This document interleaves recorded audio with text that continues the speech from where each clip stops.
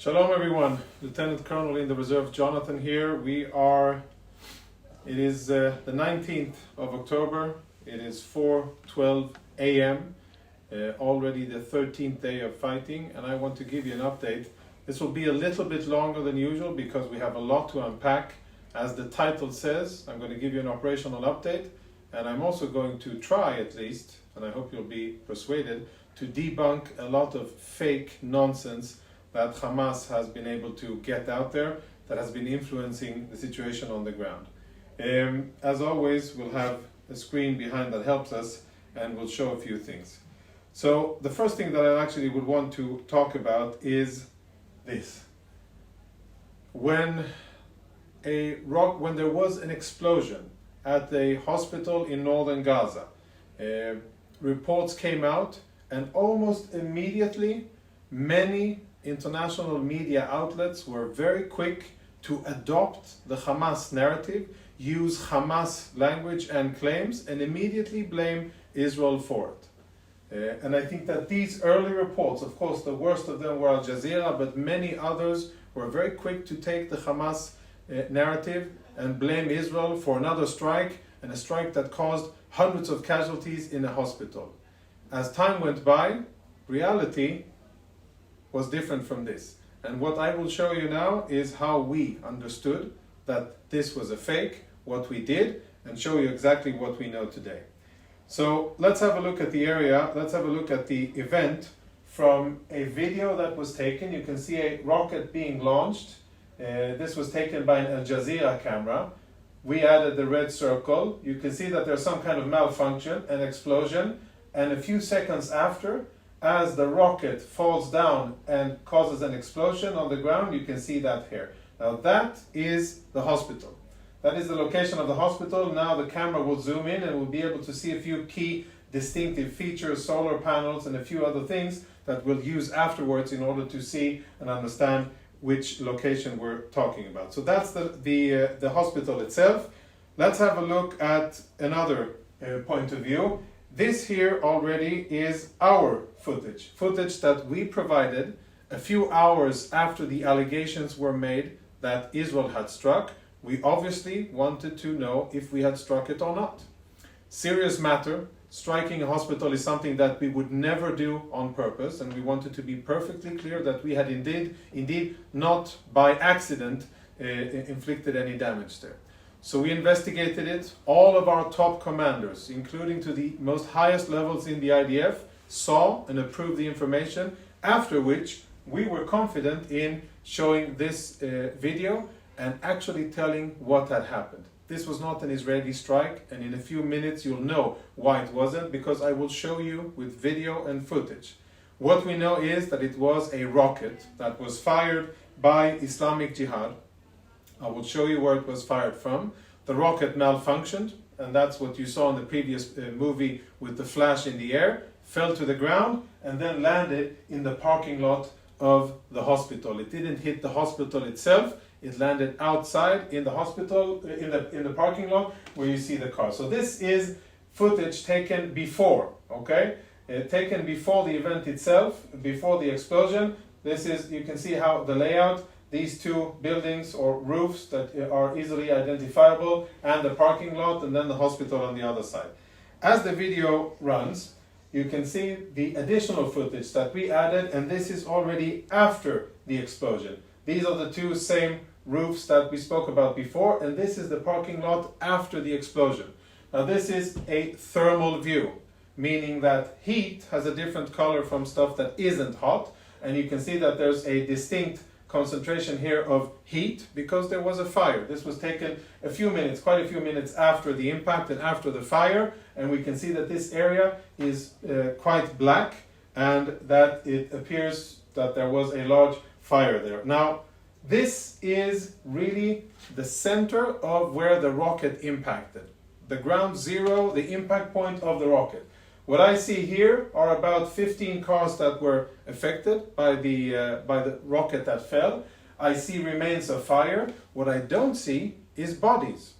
If 500 people were indeed killed here, or 471, which is the latest update from the Hamas-controlled Ministry of Health in Gaza. Where were they here? This is just a few minutes or a few moments after the rocket impacted and the fire erupted. Where are all the bodies? That doesn't make sense to me. I don't have an answer, but I'm not the one who should be providing answers to this. Answers to this should be provided by either Hamas or the Gaza Health Ministry, run by Hamas, or by journalists who claim that this was us. If so many people were killed, where are the bodies? I don't really understand that, but maybe that's just me. Let's continue. The video continues to roll and we see the area. And in this location here, what we can see is again the concentration of heat. There's a comparison between the location before the explosion and after the explosion, just to show you how it looked before and then after. Again, the picture of the explosion site, and you can see that here in this picture, white signifies heat, and you can see that this was the center of it. Now comes a very important part. If we look at it again, and if I go forward and we'll see the screen, you'll see that there is one thing missing, which is very important when it comes to understanding what actually hit the ground. It may be difficult to see from there, but we'll have a better picture. In this area, what you don't see, maybe I'll be able to zoom in a little bit. Never mind this. What you don't see is a crater. When a bomb, a big bomb, like the bombs that we use, hits the ground, it creates a very big crater. Depending on how big the munition is, the bigger the crater.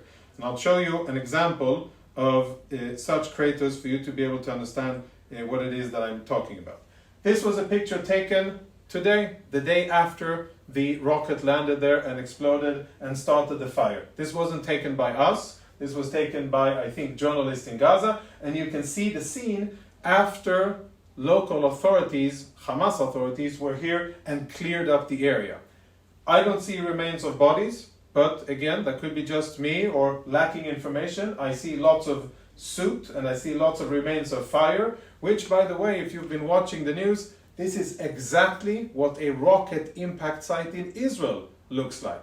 That's what we see in Israel when rockets impact. We don't see giant craters because it's not hundreds of pounds of bombs. And we see fires, we see burnt car and burnt stuff because when rockets land, usually they ignite fire. When bombs land, on the other hand, they have, because it's a high yield explosion, that sucks away all the oxygen. So there are never fires when a big bomb that is dropped from an airplane is dropped. Now have a look at this area here. We're going to zoom in and you'll see a very interesting difference. That's the same picture or picture of the same area. You can see the cars and the wrecks.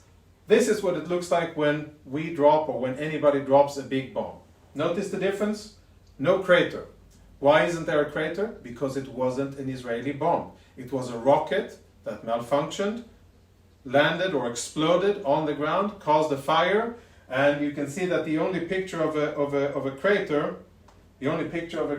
is here in this area here, and it's a very small one. Again, scroll through pictures of rockets that impacted in Sderot, in Ashkelon, in Beersheba. Unfortunately, there are many of those pictures. You'll see very, very similar sites. A small crater, lots of soot and fire remarks. And you can see, by the way, that all of the buildings around are generally intact. If a big Israeli bomb had been dropped here, none of this would have been intact. All of that would have been obliterated because of the force of the explosion. Yet another part of evidence that this wasn't an Israeli bomb. This was a rocket fired by the Islamic Jihad.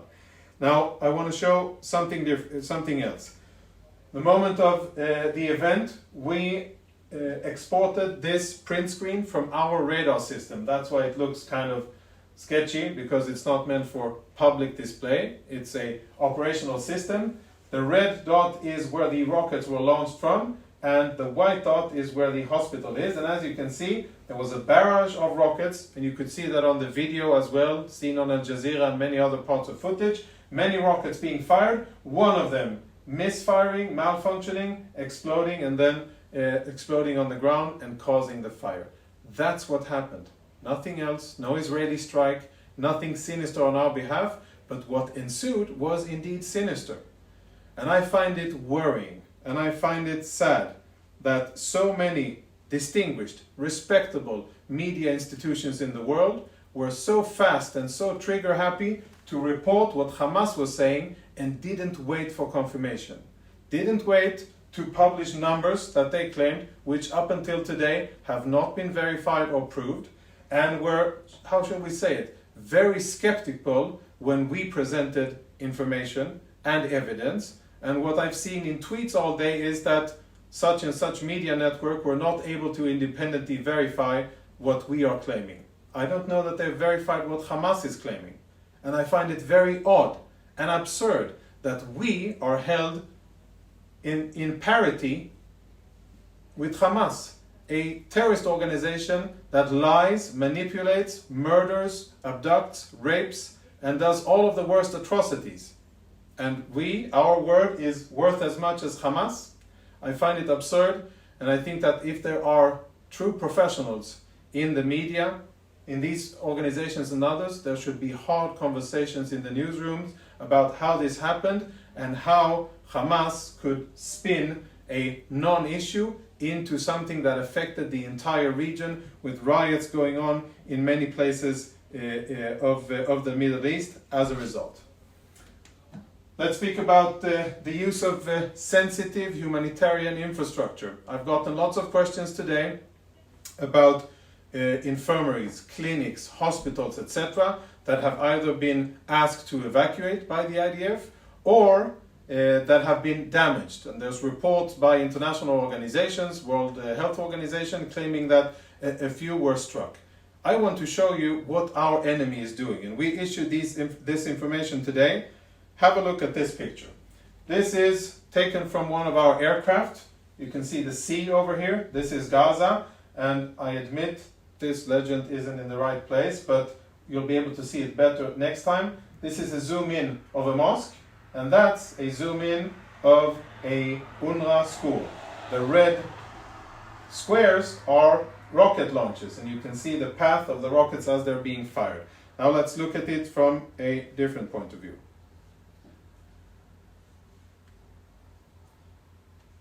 Zoom in from above, same area, mosque, school, rocket launch site. See how close? 80 meters and 150 meters.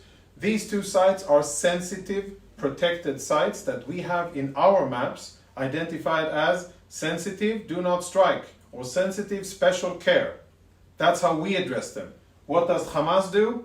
They use the proximity to these sensitive locations and they fire their rockets from them, of course aimed at our civilians in order to kill our civilians, which is another war crime that Hamas is busy doing. Numerous anti-tank missiles have been fired by Hezbollah towards Israel. An Israeli civilian has been killed. Israeli soldiers have been killed and wounded. There have been attempts to infiltrate into Israel at 2 different locations.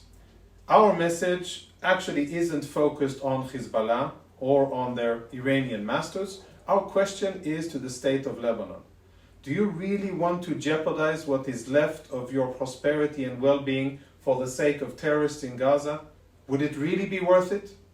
I don't think so. And I think that what Hezbollah is doing is dragging Lebanon into something that Lebanon will not come out good from. And that's to say the least. A lot is going on. There's lots of fake information out there. If you believe in Israel and if you believe in the IDF, and you should, then I ask, share our information. Share what we are telling to the world, because we are fighting a war. We're fighting a war on the ground and in the air against evil terrorists that murdered our civilians, but we are also fighting in the realm of public information and appearances. So if you care about that, share our information, confront nonsense and fake when you see it, and hold people, professionals, accountable for doing their job. And when a journalist doesn't do his job and gives Hamas a free ride to fake, he should be held accountable. I thank you for watching and stay tuned for further updates.